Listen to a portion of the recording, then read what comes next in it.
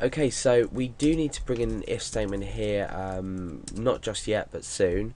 This will ensure that we maintain the same value after we've submitted our form. But once we've included our form, then we won't need to worry about it. So we've got our text. What do we need to do next? Well, we need to create a variable with our font size. So bear in mind this is experimental, so the font size depends on obviously what font you're using. So for now I'm going to set this to 30, but we might want to change it later on. What we also want to do is set the width of the height and the image. So we'll pull that up here and we'll come down a couple and we'll say let's call the variable image height and image width. We'll start with width. Image width, let's say we'll give it a width of 200, and image height, let's say 40 for now.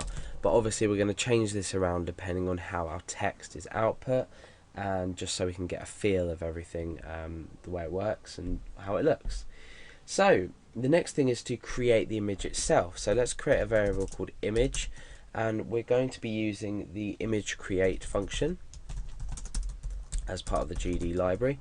And the image create function takes two parameters. This is going to be the width and the height. So obviously we've already defined this up here. So we just put image width and image height in. Okay, so now we've generated the image and the width and the height of that. We need to allocate a background color and a foreground color. Now my background color is going to be white, even though we are working with a white background anyway, we still need to define this just so we ensure that it stays white. So we use the image color allocate function here, and we use this on our own. We don't set it to any variable, and this ensures it just applies it to the backdrop of our document, or our image rather.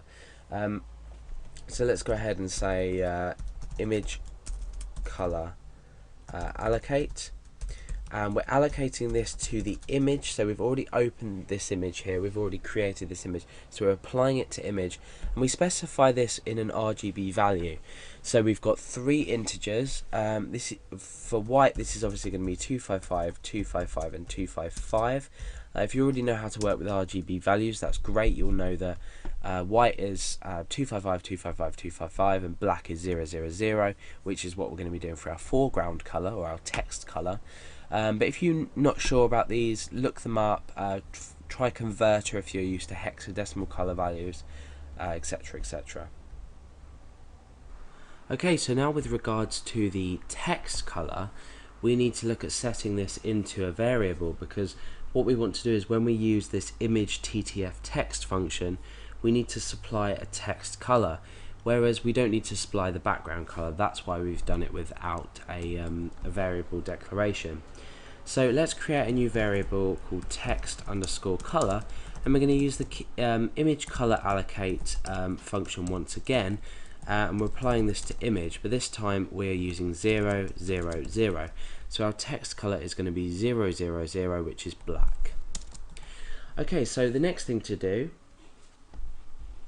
is we want to use our image ttf text function to ensure that we are outputting the secure session properly, and we're going to preview this from index.php. We're not going to preview it from generate.php.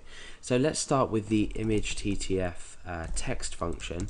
Now it takes a number of parameters, so as we go along I'll explain each one, or more or less each one, the ones that are relevant to us. The first one's easy. It's just the image that we're working with at the moment, as we've specified here, and that's it. So we're just supplying the image that we're working with.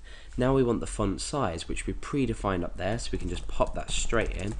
This is the reason we've predefined our variables, so they can change dynamically as well.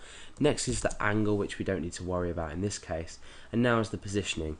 So I'm going to say 15 from the from X, sorry, and 30 from Y.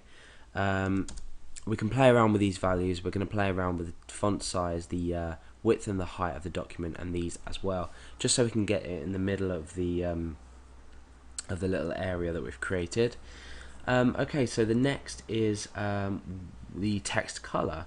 So we've already supplied that in a variable just a moment ago, so we can say text underscore color there. Okay, and now what we want to do is the font file itself. Now I've already created the font file, or rather copied it over from my Windows fonts folder, and I've just called it font.ttf. So make sure you do this. Copy over the font that you want to use. This one's Cali Hand. So copy this over from your fonts folder and just put it in the same directory or in another directory, and you're going to specify it in this next parameter. So I'm just going to type in font.ttf. Simple. Okay, the next is the text itself, because you can probably see we haven't actually defined what text. So we've got the text in a variable up here called text, so we simply just put that in there. And that's done. We've only got one more thing to do, and that is use the image JPEG function. And what this is going to do, it's going to finalize everything, and it's going to write out our image onto this page so it can be displayed as an image. So image JPEG image. This function can also be used to save the file, but in this case we're just outputting it to the page. So let's go to index.php and let's come under here and create an image property or element, if you like, and we're going to reference this to generate.php. And the reason we can do this is, remember, generate.php is now, even though it has its PHP extension, it's now an image file. So hopefully what's going to happen now, considering everything in here works, or if it does work, we're going to view something out on our page, because we're setting the session here, and in the generate.php file we're reading it in here. So let's open up our browser and see if this works. Let's go over to index.php. Okay, so it hasn't worked, so we need to work out exactly why it hasn't worked. So let's have a look inside our generate.php file. I know. What we haven't done is, even though we're declaring our session up here, we're starting our session rather, if you like, in our generate.php file, we still need to start our session. And the reason for this is that we're accessing session data here as well, and although we're including it in here as an image, it's still regarded as its own file. So remember to include session start at the end of at the start of this. So let's go back and refresh.